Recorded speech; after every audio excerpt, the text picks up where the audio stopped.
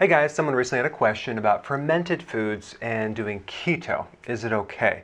Well, let's just talk about the different fermented foods. Number one, yogurt. Now the problem with yogurt is it's just so high in sugar. Even the high protein type yogurts or Greek yogurt, it has at least 9 to 12 grams of sugar per serving, not the entire container, per serving. So it's probably about 4 servings per container, but it's just too high.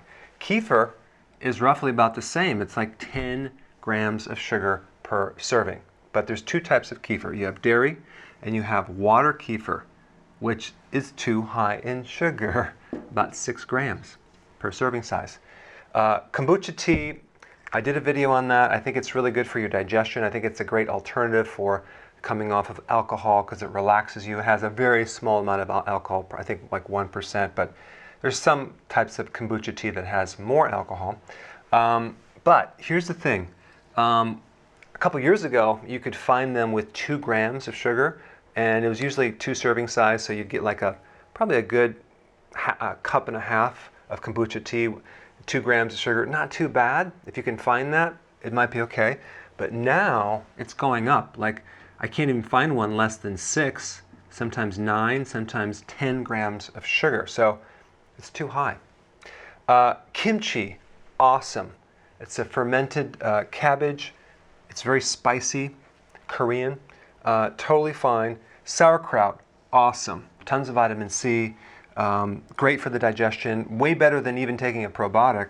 But when you consume fermented vegetables, kimchi, sauerkraut, pickles, etc., you don't need massive quantities.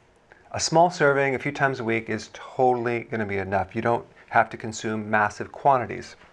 Miso soup is a fermented soy product. Make sure if you're going to do that, make sure that it's organic miso, non-GMO.